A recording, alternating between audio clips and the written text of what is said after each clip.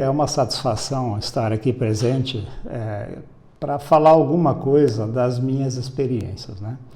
E a pergunta sobre a suinocultura é muito importante.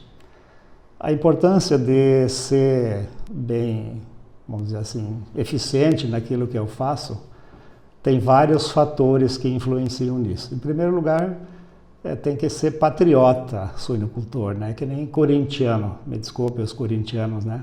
Mas a pessoa que mexe com suinocultura, ela tem que ser persistente.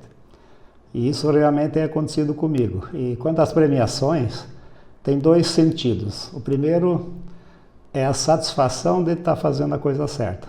O segundo é também os funcionários meus, né, que são os responsáveis do resultado que nós estamos tendo na granja. Eu sempre falo, é fácil formar uma granja. O difícil é o material humano para você ter a eficiência. Dois fatores. O primeiro é as terras, né? As terras, o clima, mas o mais importante de tudo são as pessoas. Você sabe, você também não é daqui. Eu sou do Rio Grande e acredito que você também é do Rio Grande, né? E essas pessoas que migraram para cá são as pessoas que acreditaram na nossa região e são pessoas que realmente decidiram fazer os investimentos. E a forma agricultura e pecuária foi o que deu, vamos dizer assim, o resultado e trouxe a experiência dessas pessoas quando elas vieram para cá. Eu vou repetir umas palavras que o Paulo Guedes falou. O Brasil, após a pandemia, vai mostrar o milagre brasileiro. O Brasil vai ser o país que, em primeiro lugar, vai se recuperar. Eu falo que isso tem muito a ver com o agronegócio e com as pessoas brasileiras também. Porque nós entendemos o seguinte, essa pandemia está ajudando muita coisa, muitas empresas e muitas pessoas. Mas nós temos que entender o seguinte, que nós estamos produzindo alimentos. E o alimento o mundo precisa. Então, com certeza, o Brasil vai ser o país que menos vai sofrer com essa situação. E realmente, Arno, nós estamos numa região privilegiada, que seria o oeste, seria o Paraná e seria o Brasil, no caso. O agronegócio vai ser responsável pelo menos 80% da recuperação do país. Porque nós entendemos que nós produzimos. E o Brasil tem a capacidade de dobrar sua produção, tanto na lavoura que nem na agropecuária. Então nós brasileiros, o Brasil é que vai suprir a necessidade do mundo. A recomendação que eu faço e que eu tenho recebido como recomendação é a seguinte: estamos passando uma situação crítica mundial. E como eu falei, o agronegócio sempre vai ter o seu local, mas não é o momento de expansão. O que eu falo para os granjeiros? Procure estruturar a sua granja, procure aumentar a produção, produtividade, e se for possível, faça uma reserva.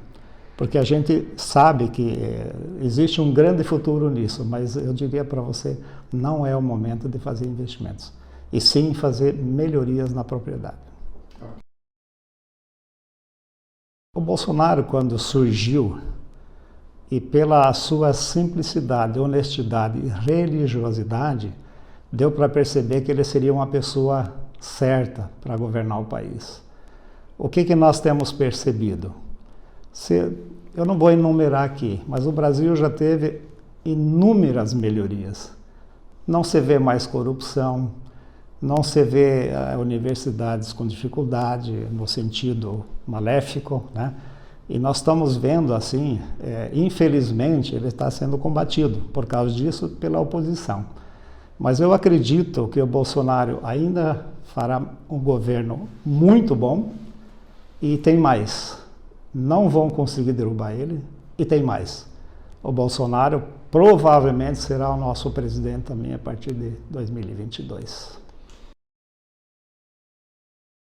A princípio, a manifestação e a ação das pessoas está basicamente sendo motivada pela oposição. A cada, vamos chamar assim, cada facada que o Bolsonaro recebe, que ele não recebeu só uma facada, Física foi uma só, mas a toda semana vocês percebem que ele está recebendo uma facada. De todos os lados, de tudo que é jeito. Mas eu acho que isso, em vez de ser negativo, está sendo positivo. Que a população, pela mídia social hoje, ela recebe todas as informações. E ela vai formando a sua formação. Tanto é que você percebeu, né, que a divulgação do vídeo da reunião lá do Ministério foi um tiro na água da oposição. Com isso, cresceu muito, muito mais a popularidade do presidente. Aquela fala dele, que todo mundo fala que político tem que ser polido, tem que inventar palavras, com ele não tem, é tudo autêntico. E o objetivo dele está bem claro. O objetivo dele é a população e é o Brasil em si. Eu acho que a pessoa autêntica, ela fala exatamente aquilo que ela pensa e aquilo que ela sente. E o Bolsonaro fala o que pensa e o que sente. Se ele fala algum palavrão lá, é porque aquele momento ele está sendo provocado a fazer isso. Mas cada vez mais a população gosta dele, até por causa dessa autenticidade, entende? Então eu não condeno, não. Pelo contrário, eu acho que ele tem que ser cada vez mais autêntico. Não adianta querer ser polido, como eu já falei, não adianta querer inventar palavras, alisar pessoas. Não, ele tem que ser autêntico, é a pessoa autêntica.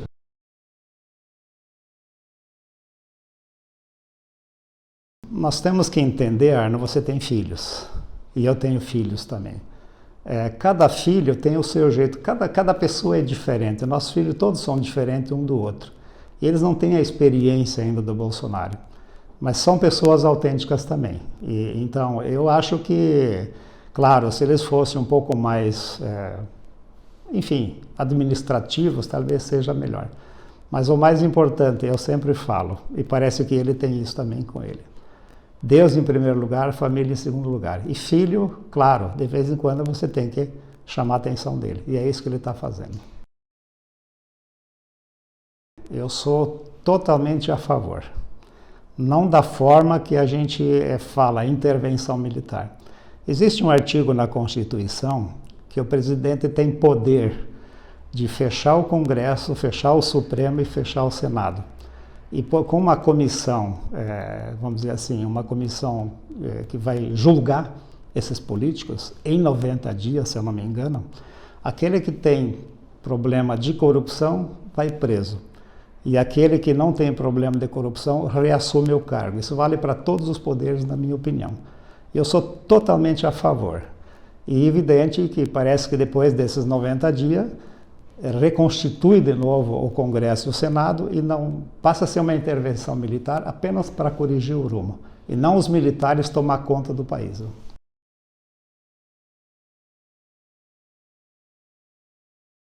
Não digo 100% dos militares, mas pela formação deles, a maioria deles são gente boa, de bem, entende?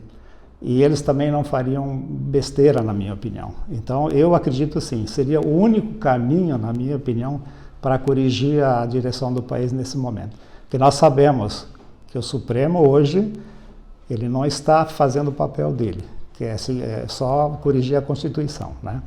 Eles estão administrando, vamos dizer assim, eles viraram um governo e viraram tudo. E isso é inconstitucional, você sabe disso. A Igreja Católica, eu fui luterano, não sei se vocês sabem, não sei se todos sabem. E eu, quando eu casei, eu virei católico. Então, eu me dou muito bem dentro da Igreja Católica. Mas nós sabemos que em todos os segmentos, inclusive na Igreja, existe o mal e existe o bem. Mas dentro da Igreja Católica, o bem é muito maior do que o mal. Então, eu tenho uma admiração, sim, pelo Papa Francisco. Tenho uma admiração grande também pelo Padre Solano, acho que daqui a pouco você vai entrar nesse assunto aí. Mas sim, a Igreja Católica, ela é a igreja, sim, que você se sente bem dentro dela. Em todos os segmentos existem falhas. E na minha opinião, bem sincera, o Papa Francisco cometeu um erro.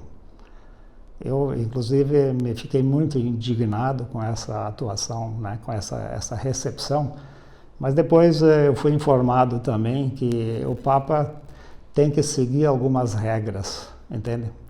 Então ele poderia talvez ter endurecido um pouco, não ter recebido Lula, mas eu sempre falo e repito aquilo que ele mesmo falou.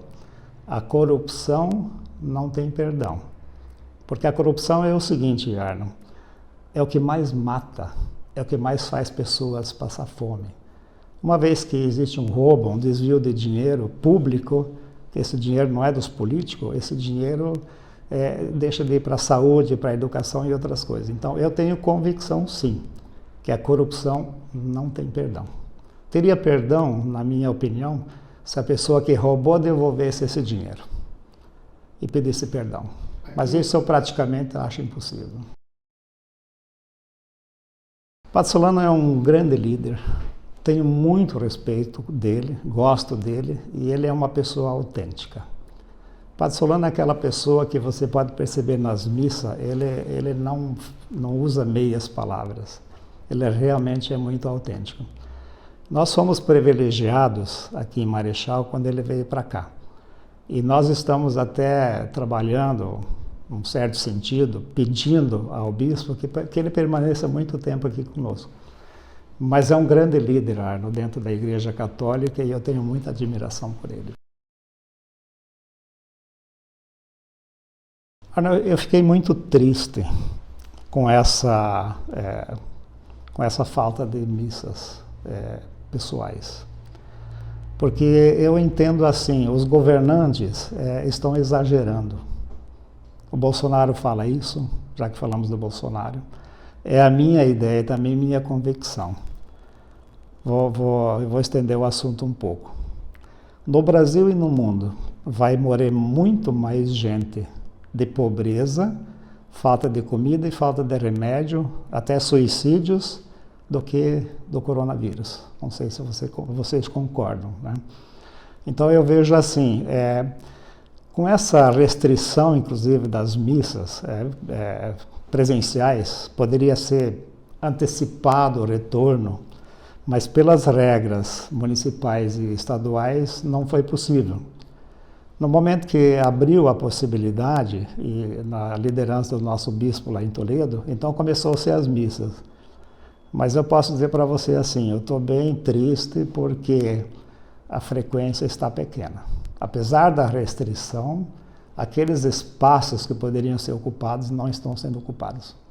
Então eu acho que a pandemia, não sei se no mundo, mas no Brasil e nas igrejas, na minha opinião, deu um esfriamento.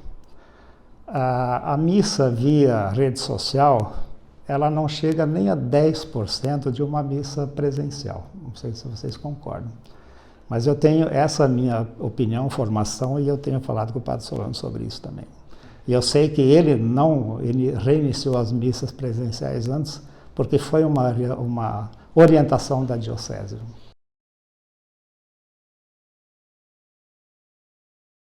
Esse santuário, eu digo com todas as letras, vai sair. Primeiro foi um sonho do Padre Solano. Depois passou a ser um sonho meu e de toda a nossa diretoria. Esse santuário vai sair sim, graças a Deus, ainda não saiu, eu digo graças a Deus, porque nós estivemos vendo locais que não eram muito adequados, que nós iríamos construir o santuário. Qual que foi o pensamento? Se nós vamos construir um santuário, vamos construir só para um bairro? Vamos construir só para Marechal Rondon? Ou vamos construir um santuário para toda a região oeste do Paraná e o Brasil? Então nós decidimos que nós vamos construir um santuário para toda a região oeste do Paraná e todo o Brasil. E nós estamos buscando local, que seja um local bem visível. Até vou falar um pouco do projeto, né? Além da igreja, o santuário que vai ser Santuário de Nossa Senhora Aparecida, certo? Vai ser mais ou menos tipo uma filial lá de Aparecida. Mas além do santuário, nós também queremos construir um centro de, vamos dizer assim, de ações da Igreja Católica, seja cursilho, renovação, os próprios padres possam usar para fazer seus retiros. Então o projeto cresceu, Arno. E posso garantir para você, 100% esse projeto sairá. A área já está sendo localizada. Nós queremos colocar no local que seja fácil fácil visibilidade, né? E que também esteja fácil acesso. Nós estamos pensando de Quatro Pontes até Marechal. Essa é a nossa ideia, entende? Porque vai ter a dupla, nós temos que ver a questão dos viadutos e a visibilidade. Então, se vai ser em Marechal ou Quatro Pontes, não está bem definido. Mas com certeza será num local de grande visibilidade, né? E de fácil acesso. Nós temos que pensar na questão dos viadutos também. Hoje, não sei ainda, porque que nem o Padre Solano fala assim, e eu também acredito nisso, quem vai escolher o lugar vai ser Nossa Senhora. Nós já tivemos negociando uma área após a Polícia Federal, do lado direito, lá em Quatro Pontes, e por alguma razão particular a pessoa desistiu do negócio, senão nós já teríamos. Mas eu entendi assim, aquele local então não era o que Nossa Senhora queria. Mas aquela região ali, passando a Polícia Rodoviária, do lado direito, daria uma visibilidade ótima. Mas como eu falei, não importa se é em Marechal ou é em Quatro Pontes, porque como eu falei, santuário não será só para Marechal, não será só para Quatro Pontes, seria para todas as pessoas. Imagina, Arno, os viajantes, né? Famílias que vão viajar, vão para a praia, vão de férias, tiver um local para ela parar e fazer uma oração. Os caminhoneiros que muitas vezes ficam 20, 30 dias sem voltar para casa. Se elas tiverem um local de fácil acesso e possam fazer alguma oração, é mais isso aí que nós estamos olhando também. Na minha opinião, nós pelo menos vamos adquirir a área ainda esse ano, até o final do ano. E o projeto é o seguinte, Arno, vai começar. Quando vai terminar, a gente não sabe. Você sabe a história do Santuário de Aparecida. Longe de nós querer fazer uma coisa semelhante. Mas inicia-se um projeto e esse projeto vai acontecendo. Não importa se vai levar 5, 10 ou 20 anos para ficar pronto. Aí você pergunta, e de onde vai sair o dinheiro? O Padre Solano sempre fala assim, nós já temos o dinheiro, só que está no seu bolso. Então nós temos uma experiência grande, que a nossa comunidade regional, vamos dizer, o oeste do Paraná, ela é muito generosa. E no momento que nós tivermos esse projeto em andamento, eu tenho certeza absoluta que o dinheiro vai aparecer. Tanto é que nós já temos muitas promessas, inclusive de grandes empresários, que o dia que iniciar esse projeto, eles estarão ali para nos auxiliar na parte financeira.